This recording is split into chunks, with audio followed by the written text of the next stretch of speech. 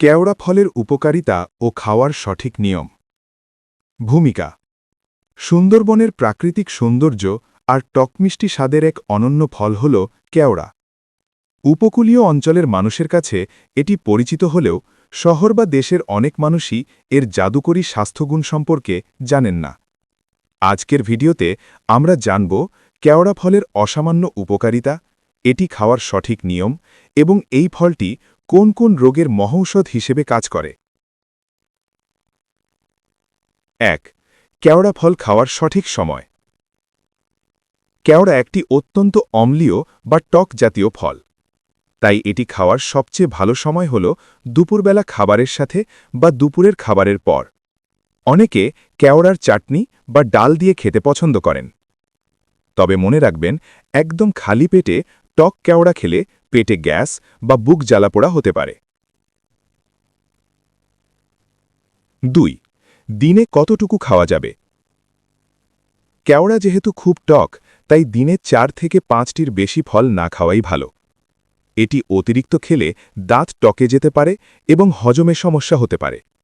তবে আচার বা রান্না করা খাবারে এটি পরিমিতভাবে ব্যবহার করা যায়। ৩. কেওড়া ফলের বিশেষ ৫টি উপকারিতা। প্রথমত, এটি ভিটামিন সি এবং অ্যান্টিঅক্সিডেন্টে ভরপুর, যা শরীরের রোগ প্রতিরোধ ক্ষমতা বহুগুণ বাড়িয়ে দেয়।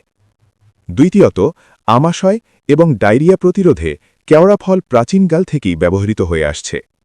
তৃতীয়ত, এটি রক্তের কোলেস্টেরল কমায় এবং রক্তচাপ নিয়ন্ত্রণে সাহায্য করে।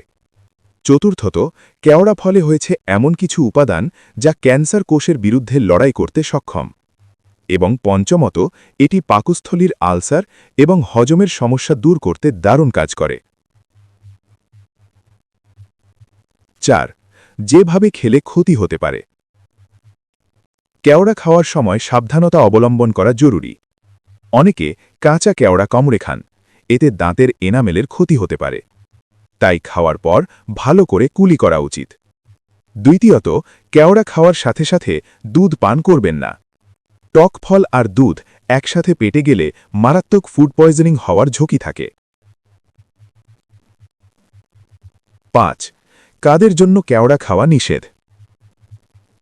যাদের শরীরে অ্যাসিডের পরিমাণ বেশি বা যারা দীর্ঘস্থায়ী গ্যাস্ট্রিকের সমস্যায় ভুগছেন, তারা কেওড়া এড়িয়ে চলুন। যাদের দাঁতের শিরশিরানি বা সেন্সিটিভ সমস্যা আছে, তারা এটি সরাসরি না খেয়ে রান্না করা খাবারে সামান্য পরিমাণে ব্যবহার করতে পারেন। এছাড়াও খুব ছোট শিশুদের এই টক ফল সরাসরি দেওয়া উচিত নয়। উপসংহার। প্রকৃতির এই অনন্য দান কেওড়া ফল কেবল সুস্বাদুই নয়, এটি পুষ্টিরও আধার। আপনি কি কখনো কেওড়া ফল খেয়েছেন? আমাদের কমেন্ট করে জানান। স্বাস্থ্য ও পুষ্টি বিষয়ক এই ধরনের অজানা সব তথ্য পেতে আমাদের পুষ্টির আধার চ্যানেলটি সাবস্ক্রাইব করে রাখুন। ধন্যবাদ।